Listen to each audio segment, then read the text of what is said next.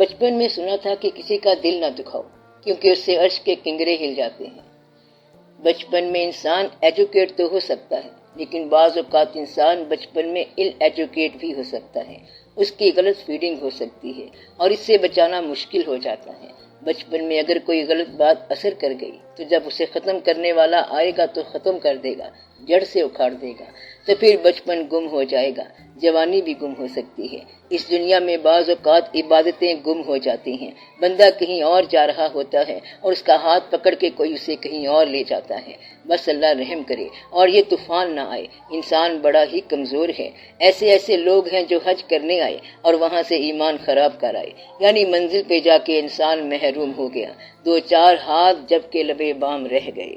تو آپ اللہ سے آخرت کی خیر مانگیں۔ ایک بات ضرور یاد رکھنا کہ بعض اوقات قریب والے بڑا دور ہو جاتے ہیں۔ پاس ہونے والا واقعہ آپ کو بہت دور لے جا سکتا ہے اور وہ چیز آپ سے جدا بھی کر سکتا ہے۔ وہی آپ کو خدا آگاہ بھی کر سکتا ہے اور محروم دو عالم بھی کر سکتا ہے۔ اگر آپ کے ہاتھ سے سرزد ہونے والا واقعہ ظلم ہوا تو پھر عرش کے کنگرے ہل جائیں گے۔ میاں محمد صاحب رحمۃ اللہ نے کہا ہے کہ مسجد ڈھا دے، مندر ڈھا دے جو کچھ ڈھیندا، ایک بندے دا دل نہ ڈھائیں، رب دلاں وچ رہندا۔ تو آپ کسی کے دل کو آزردہ نہ کرنا، آپ قریب والے دلوں کو چھوٹی چھوٹی چیزوں اور باتوں سے راضی رکھا کریں۔ یہ مشکل ضرور ہے لیکن انسان کر سکتا ہے۔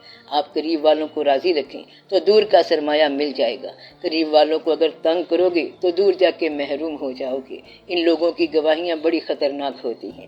قریب کے لوگوں کی دور کی عدالت میں اپنے خلاف گواہی نہ دلوانا۔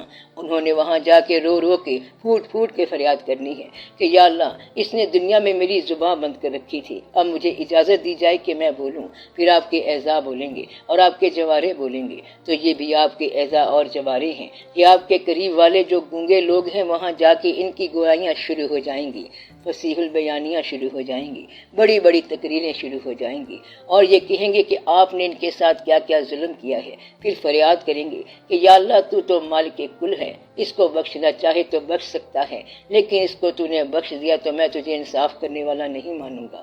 فریاد ہے یا اللہ، فریاد ہے۔ اس سے پہلے کہ فریادی زبان کھلے آپ اس کو راضی رکھیں۔ تو آپ قریب والوں کو دور جا کے فریاد نہ کرنے دینا، انسانوں کو راضی رکھنا۔